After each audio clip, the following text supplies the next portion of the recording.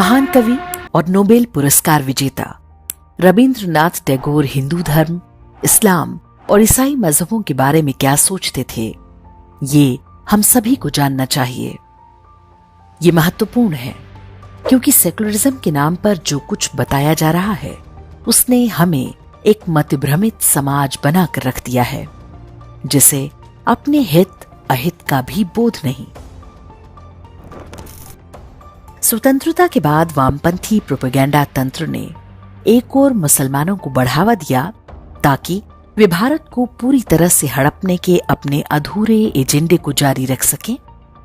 दूसरी ओर हिंदुओं को गंगा जमुनी तहजीब जैसी काल्पनिक बातों में बहला कर रखा। इसके लिए उनका सबसे बड़ा हथियार था हमारे महापुरुषों के विचारों को तोड़ मरोड़ कर प्रस्तुत करना। 1921 में हुआ मोपला हिंदू नरसंहार बीती शताब्दी की सबसे प्रमुख सांप्रदायिक घटनाओं में से एक था। वीर सावरकर, डॉक्टर भीमराव अंबेडकर और एनी बेसेंट उन नेताओं में प्रमुख थे जिन्होंने उसके पीछे की इस्लामी मानसिकता को पहचाना और उसके विरुद्ध खुलकर बोला। लेकिन एक साहित्यकार के रूप में रविंद्रनाथ टैगोर ने जो कुछ लिखा है वो सबसे महत्वपूर्ण है। यही कारण है कि कांग्रेस द्वारा पाले गए वामपंथी प्रोपेगेंडा तंत्र ने उनके कथनों को ढकने छिपाने का पूरा प्रयास किया। रविंद्रनाथ टैगोर अपने लेख समस्या में श्रृंगेरी शारदा पीठ के जगतगुरु शंकराचार्य को सौंपी एक रिपोर्ट को उद्धृत करते हुए लिखते हैं, मालाबार के हिंदू सामान्य रूप से अत्यंत सौम्य और विनम्र हैं। मोपला मुसलमानों से वे इतना डरते हैं कि जैसे ही कोई संकट आता है वे अपनी महिलाओं और बच्चों के साथ पलायन शुरू कर देते हैं। उन्हें लगता है कि ईश्वर एक दिन उन अत्याचारियों को दंडित करेगा। टैगोर आगे लिखते हैं, हिंदू सांसारिक समस्याओं का व्यवहारिक हल निकालने के बजाय ईश्वर पर अधिक आश्रित हो गए हैं। उनमें यह विवेक ही समाप्त हो गया है कि आत्मरक्षा ना करके वास्तव में वे ईश्वर का अपमान कर रहे हैं। केरल के मालाबार में मुसलमानों द्वारा हिंदुओं के नरसंहार ने पूरे भारत में भारी आक्रोश पैदा कर दिया था। दूसरी ओर गांधी से जमींदारों और किसानों का संघर्ष बताकर लोगों को भ्रमित करने का प्रयास करते रहे। टैगोर ने लिखा है, 800 वर्ष पहले मालाबार के हिंदू राजा ने अपने ब्राह्मण मंत्रियों की सलाह पर अरब से आए व्यापारियों को अपने राज्य में बसने की अनुमति दी थी। उन्होंने जब धर्मांतरण शुरू किया तो राजा ने इसकी अनुमति दे दी।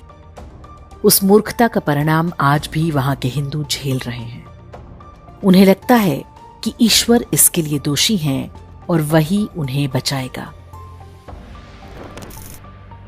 रविंद्रनाथ टैगोर ने यहां एक ऐसी बात कही है जो आज हम सबको बहुत ध्यान से सुननी और समझनी चाहिए। उन्होंने लिखा है, मूर्खता का ही परिणाम है कि हिंदू आपस में बंटते गए और एक दिन गुलाम हो गए।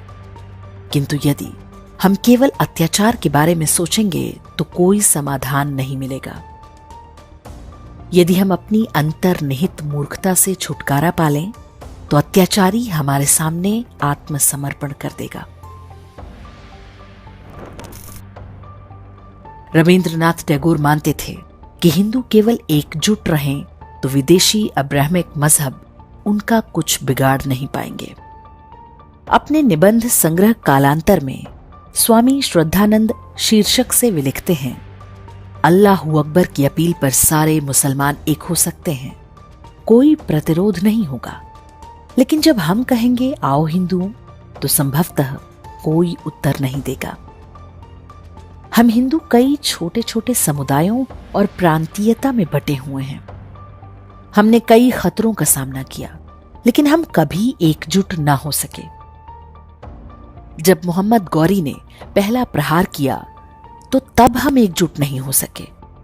मुसलमानों ने एक के बाद एक मंदिरों को ध्वस्त करना शुरू किया और देवी देवताओं की मूर्तियों को तोड़ा। तब हिंदू छोटी छोटी टुकड़ियों में लड़े और सब मारे गए, लेकिन वे एकजुट नहीं हो सके। बंगाली साप्ताहिक स्वस्तिक ने हेमंतपाला सरकार को लिखे गुरुदेव के एक पत्र का उल्लेख अपने 21 जून 1899 के संस्करण में किया है। इसमें वे लिखते हैं, देश की भयावह स्थिति मेरे मन को बेचैन कर रही है और मैं चुप नहीं रह सकता। निरर्थक कर्मकांडों में फंसकर हिंदू सैकड़ों संप्रदायों में बंटा हुआ है। हम लगातार हार रहे हैं।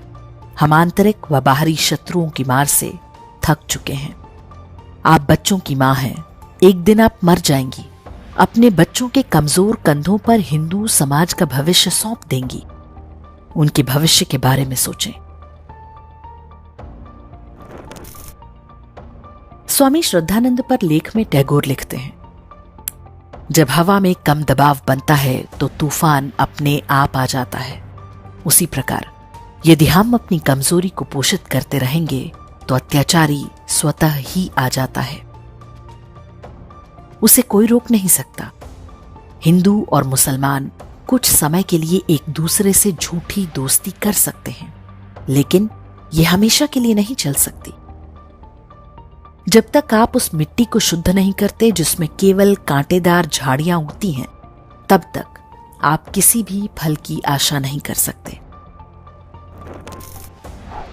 विश्व भारती द्वारा वर्ष 1982 में प्रकाशित original works of Rabindranath volume 24 में पेज 375 पर रविंद्रनाथ टैगोर का एक कथन है, धरती पर केवल 2 ऐसे मजहब हैं जो अन्य सभी के प्रति शत्रुता रखते हैं। ये दोनों हैं ईसाई और इस्लाम। वे केवल अपने मजहब के पालन से संतुष्ट नहीं होते, बल्कि अन्य सभी को नष्ट करने के लिए उतावले रहते हैं। उनके साथ शांति का केवल एकमात्र रास्ता है कि आप भी उनके मजहब को अपना लें। वे दूसरा कोई विकल्प नहीं देते। अब्राहमिक मजहबों ही नहीं, रविंद्रनाथ टैगोर कम्युनिस्टों या बोल्शेविज्म के खतरे से भी आगाह करते हैं।